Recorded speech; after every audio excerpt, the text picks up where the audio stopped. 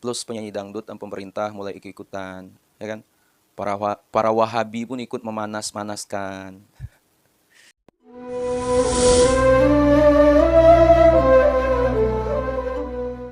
Bismillahirrahmanirrahim. Alhamdulillahilladzi an'amana bi ni'matil iman wal islam wa nusalli wa nusallimu ala khairil anam sayyidina Muhammad wa ala alihi washabbihi ajma'in amma ba'du. Azabiku semua.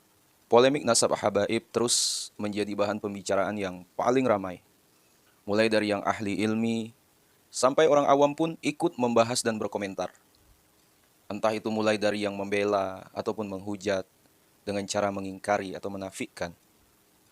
Hal tersebut ya karena ulah beberapa oknum yang meragukan nasab habaib tersebut, khususnya nasab Ba'alawi. Lantas, apakah benar Bani Alawi bukan keturunan Rasulullah Shallallahu Alaihi Wasallam? Azabiku semua dimuliakan Allah. Nasab Ba'alawi jika dikatakan inqita, ya, atau nasab batil, itu tidak benar. Ya. Sayyid Alawi bin Ubaidillah bin Ahmad bin Isa adalah benar-benar zuriyah Rasulullah Shallallahu Alaihi Wasallam. Karena kalau kita melihat kitab-kitab yang membahas tentang ilmu nasab, para ulama memiliki beberapa cara untuk menetapkan sebuah nasab.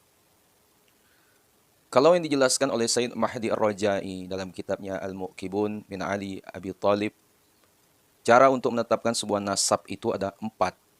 Ya, salah satunya adalah an yura khattu nasabati mauthukun bihi. Harus melihat tulisan kitab ulama ahli nasab yang dapat dipercaya. Ya. Maka dari itu, ketika ada suatu nasab ditetapkan oleh salah satu ulama ahli nasab dalam kitabnya, maka itu sudah cukup untuk membuktikan keabsahan nasab tersebut. Ya. Seperti permasalahan nasab Ba'alawi saat ini. Said Murtada Az-Zabidi, beliau adalah salah satu ulama ahli nasab, menulis dalam kitabnya bahwa Sayyid Ubaidillah ini benar-benar putra dari Ahmad bin Isa. Ya. Terpenuhinya satu saja dari 4 cara yang telah ditetapkan ulama sudah cukup membuktikan bahwa nasab Ba'alawi sambung kepada Rasulullah SAW. Ya. Karena cara penetapan nasab ini menggunakan lafaz turuk, jamak dari lafaz torik. Ya, sehingga satu saja terpenuhi, maka suatu nasab bisa diterima. Ya, beda halnya kalau syarat, jika satu saja tidak terpenuhi, maka yang lain gugur. Nah, asabiku semua, lantas apakah benar untuk menetapkan keberadaan Sayyid Ubaidillah harus dengan adanya kitab yang sezaman atau yang mendekatinya? Ya gimana ya kita sebagai orang awam, ya, kalau kita mau membaca dan teliti, bukan hanya mengekor saja. Sebenarnya pertanyaan seperti ini merupakan pertanyaan bid'ah. Ya.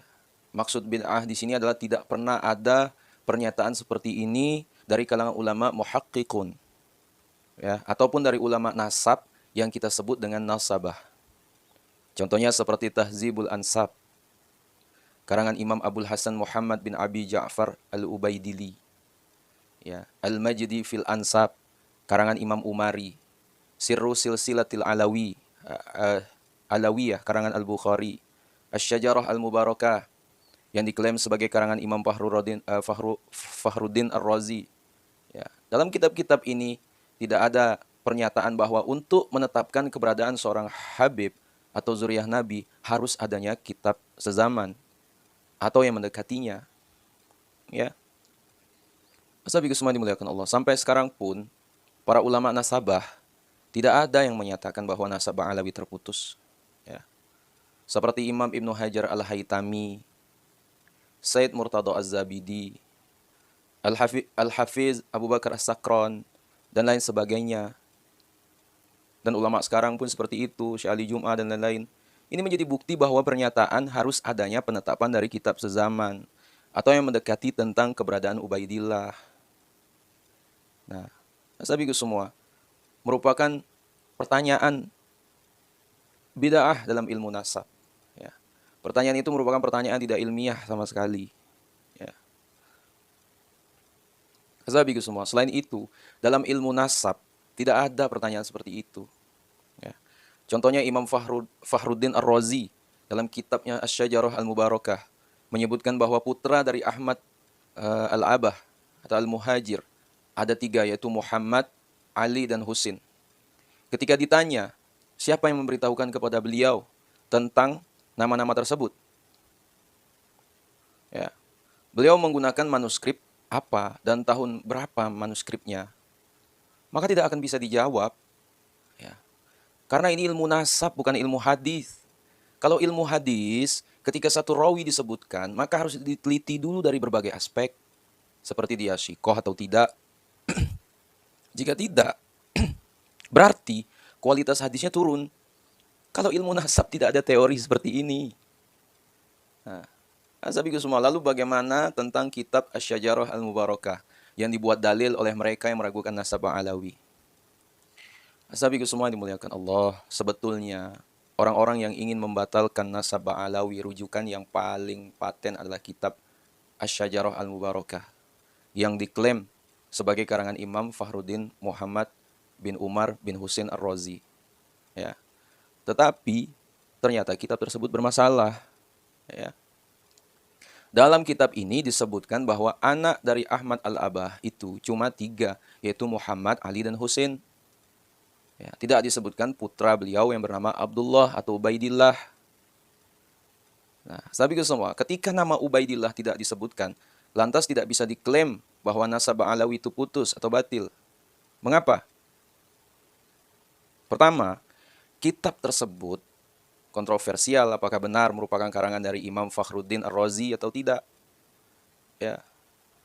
Karena kalau melihat kitab Imam Ar-Razi yang satunya, yaitu I'tiqadu Firaqil Muslimin wal Musyrikin, itu mengatakan bahwa Ashabul Intidhar, ya, atau Syiah yang menunggu kemunculan Imam Mahdi, menganggap bahwa putra dari Hasan Al-Ashkari, yaitu Muhammad, akan hadir menjadi Imam Mahdi di akhir zaman. Ya. Dan mereka diklaim sebagai aliran sesat oleh Imam Fakhruddin Ar-Razi. Ya. Lah, kenapa dalam kitab Asy-Syajarah Al-Mubarakah malah dibenarkan konsep Imam Mahdi tersebut? Ya.